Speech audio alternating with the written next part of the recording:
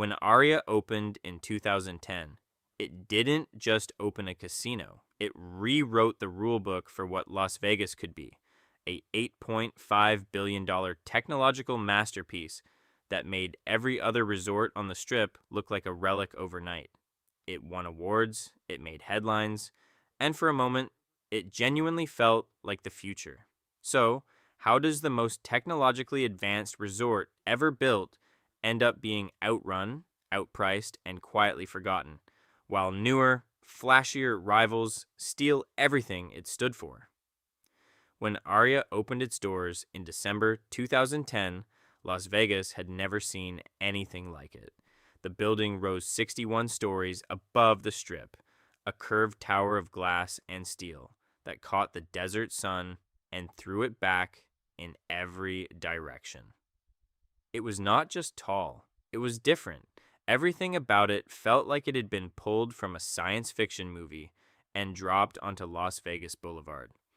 The automatic curtains in every room opened on a timer. The lights adjusted based on the time of day. The thermostat learned your preferences. You could control everything: the television, the blinds, the temperature, the do not disturb sign, from a single touchpad mounted beside the bed. In 2010, most hotels were still slipping paper checkout bills under your door. Aria was programming your room like a smartphone, and it was not just one building. Aria was the beating heart of City Center, an 18 million square foot development that MGM Resorts had been quietly assembling for years. City Center was not a resort, it was a city, a real functioning mini city dropped in the middle of the Strip. It had its own tram system, it had condominiums, it had a shopping district called the Crystals, designed by some of the most famous architects in the world, where the ceilings looked like crumpled aluminum foil and the floors were made from wood reclaimed from old barns.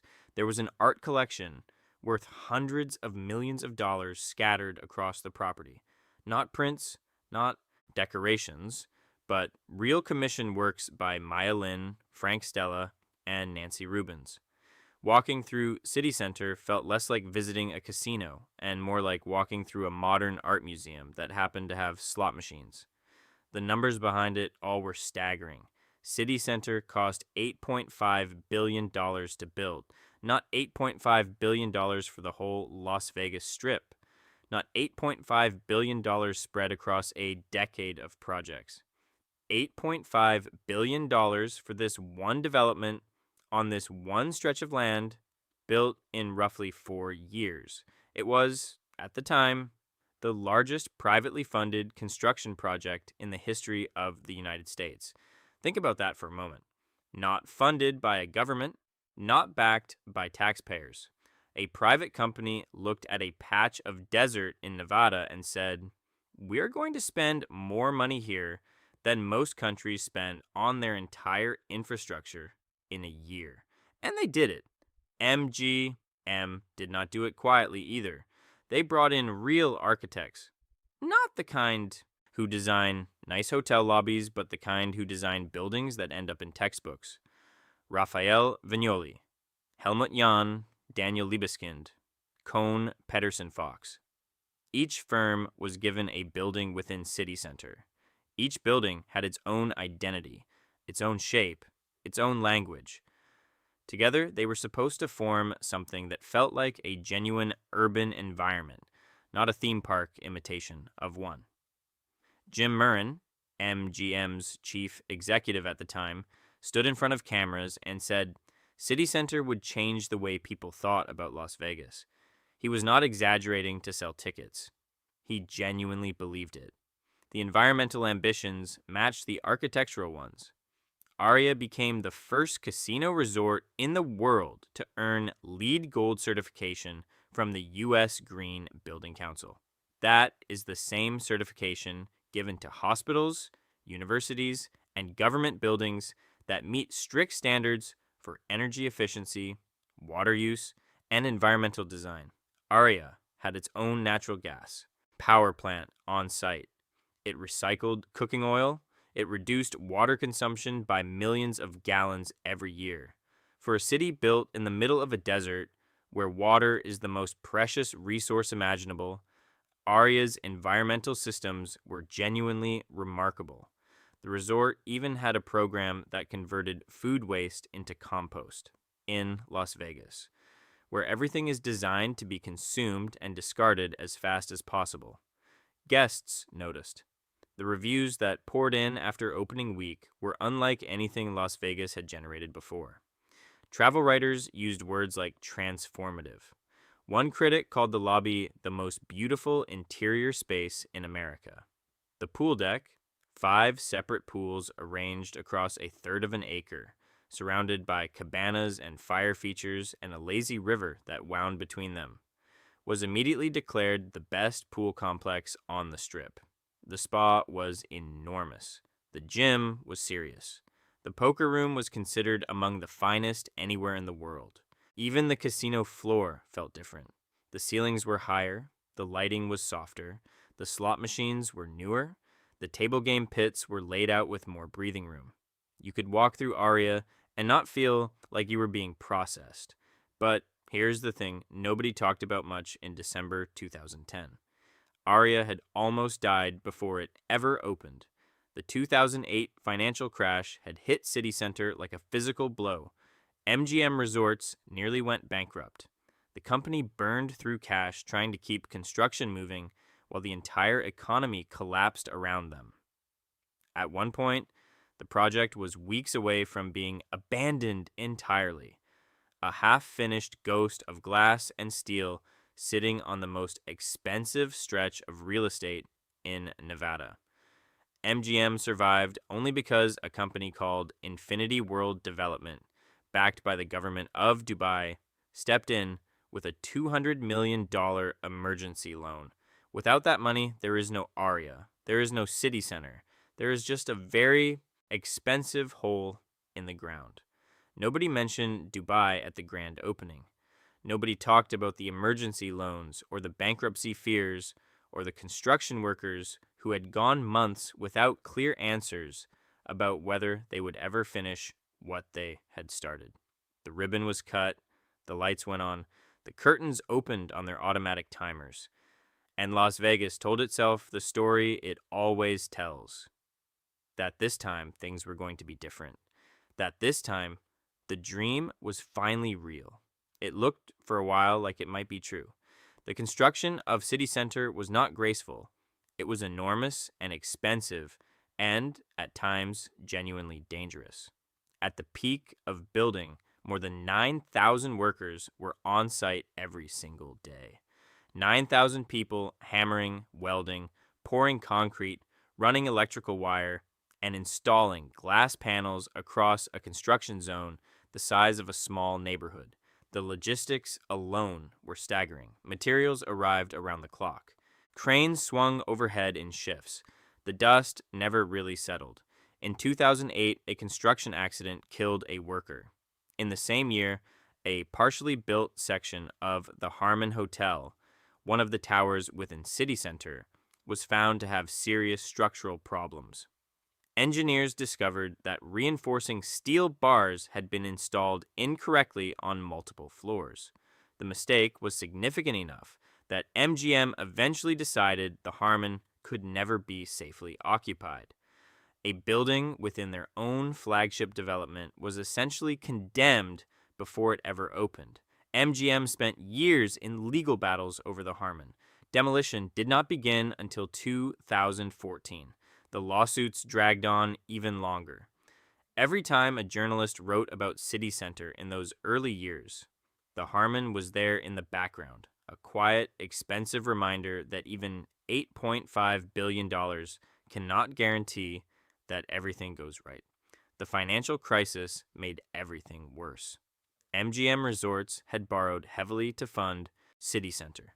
When the economy collapsed in late 2008, the company found itself carrying billions of dollars in debt while its revenues were falling sharply. Tourism dropped, gambling revenues dropped, the stock price dropped. Analysts openly questioned whether MGM could survive long enough to finish what it had started, Kirk Kerkorian, the legendary investor who had built much of MGM's empire, was watching his life's work come under real financial pressure. The emergency deal with Dubai's Infinity World came together fast and it saved the project. But it also meant that MGM now had a partner with significant financial exposure in City Center, a partner whose own economy was, at that exact moment, going through its own serious crisis.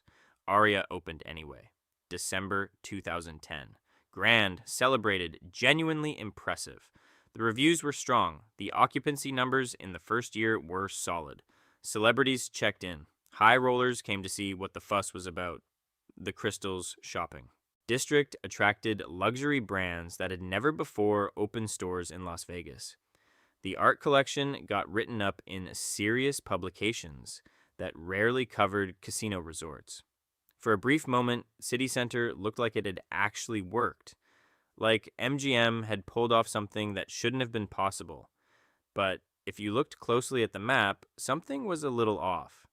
Aria sat in the middle of City Center, which sat in the middle of the strip. That sounds ideal. And in some ways it was. You were surrounded by options. The Crystals was right there. The tram connected you to the Vdara and the Bellagio next door. You were technically in the center of everything, but the way City Center was designed, all those different buildings, all those different architects, all those winding interior paths made navigation genuinely confusing. Guests who checked in at Aria and tried to walk to the strip sometimes ended up lost inside the Crystals. The tram helped, but it only ran to 2 stops. The connection between Aria and the Bellagio, which should have been a simple 5-minute walk, felt longer than it was because the path wound through shopping areas and outdoor plazas that felt disconnected from each other. Walk-in traffic. The gamblers who wander off the strip and push through the front doors on impulse never quite developed the way MGM had hoped. The entrance to Aria from Las Vegas Boulevard was not direct. You had to walk through or past the Crystals to get there. For seasoned Vegas visitors who knew where they were going, this was a minor inconvenience. For first-time visitors or casual walkers, it was disorienting enough that many of them simply turned around and went somewhere more accessible. Casinos live and die on that casual foot traffic. The impulsive gambler who stops in for an hour and ends up staying for 6. Aria's design made that kind of spontaneous visit harder than it should have been. Still, these felt like growing pains in those early years. The hotel side of the business was strong. The restaurants Aria had recruited some of the most respected chefs in America were drawing serious food travelers. The spa was consistently ranked among the best in the country. The pool deck was booked solid through summer. The poker room became a genuine destination for serious players, not just tourists. Convention business poured in because the facility was large and modern, and the technology infrastructure was genuinely better than almost anywhere else in the city. MGM was proud. They should have been. Whatever the construction chaos, whatever the financial near-death experience, whatever the Harmon situation, Aria was real, it was open, and it was beautiful. Jim Murren stood by his prediction. Las Vegas had changed. What nobody said out loud, not in the press releases, not in the earnings calls, not in the glossy travel magazine profiles, was that the seeds of the problem were already planted. The debt was enormous and getting more expensive to carry. The identity of the property was genuinely confused. Was Aria a casino resort, a luxury hotel, a convention center, a cultural destination? It tried to be all of those things simultaneously, and doing all of them at once meant that none of them got the single-minded focus that made competing properties exceptional. And then, slowly at first, and then faster, the world around Aria started to move. New resorts started going up. New concepts started arriving on the strip. The technology that had made Aria feel futuristic in 2010 began to feel ordinary by 2015. The automatic curtains and the programmable thermostats were impressive when nobody else had them. Once every mid-range hotel chain started offering app-controlled room features, Aria's tech edge quietly evaporated. The future, it turned out, does not stay in one place. By the early 2020s, something had shifted. You could feel it in the reviews. Not the professional ones. Those still praised Aria's rooms, and its poker room, and its spa. The shift was happening in the places where real guests wrote what they actually thought. On travel forums, in comment sections. In the photos people posted of their receipts. The resort fees hit first. Aria had always charged them, as most Las Vegas hotels do, but the number kept climbing. By 2023, guests were paying $45 per night in resort fees on top of whatever they had paid for their room. That fee was charged regardless of whether you used the pool, the gym, the Wi-Fi, or anything else it supposedly covered. You paid it if you stayed in your room the entire trip. You paid it if you checked out at noon and used nothing. Guests who had booked what looked like a reasonable room rate online arrived at the front desk and discovered their nightly cost was significantly higher than advertised. The complaints piled up. Aria was not alone in this practice. Resort fees are a strip-wide problem, but Aria was expensive enough that the gap between expectation and reality felt particularly sharp. Then came the food prices. A property that had launched with some of America's most celebrated restaurant concepts slowly became a place where even a casual meal felt punishing. Coffee at the cafe in the lobby cost $10. A poolside cocktail hit $22.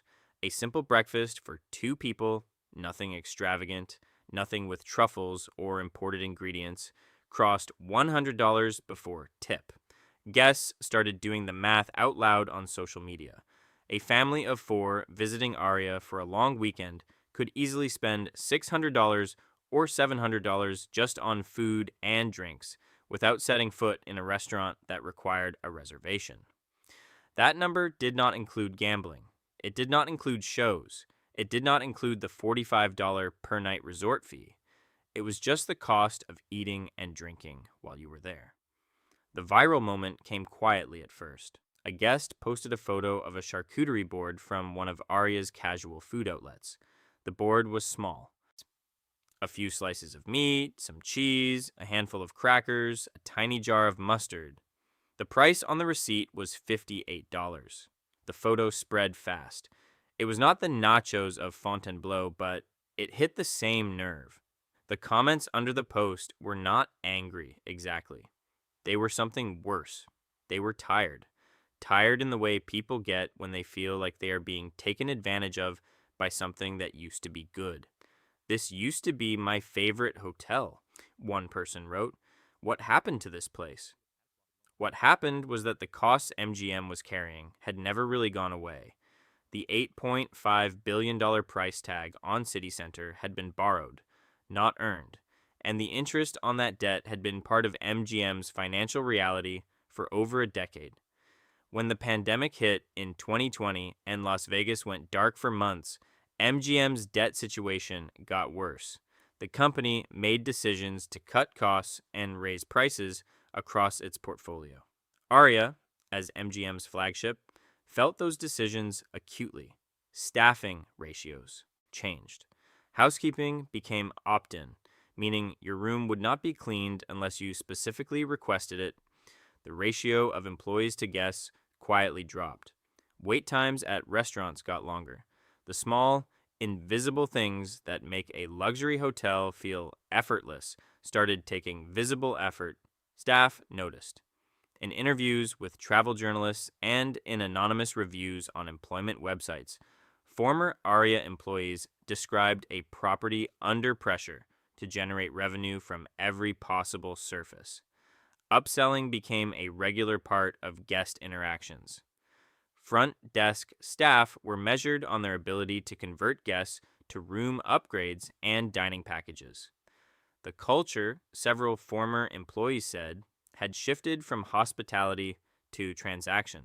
That shift is hard to see from the outside in any single interaction, but guests feel it over the course of a 3-day stay. It accumulates. Then the competition arrived in a way that could not be ignored.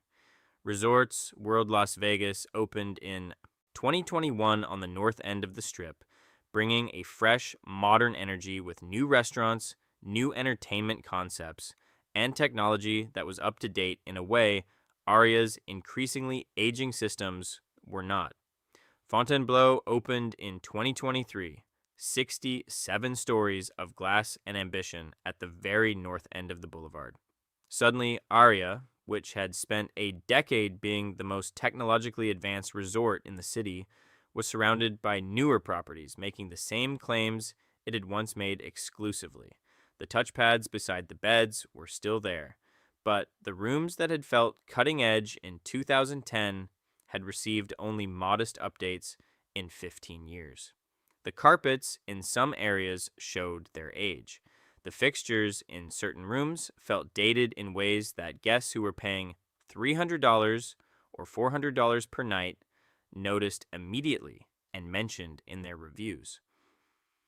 The loyalty program created its own friction.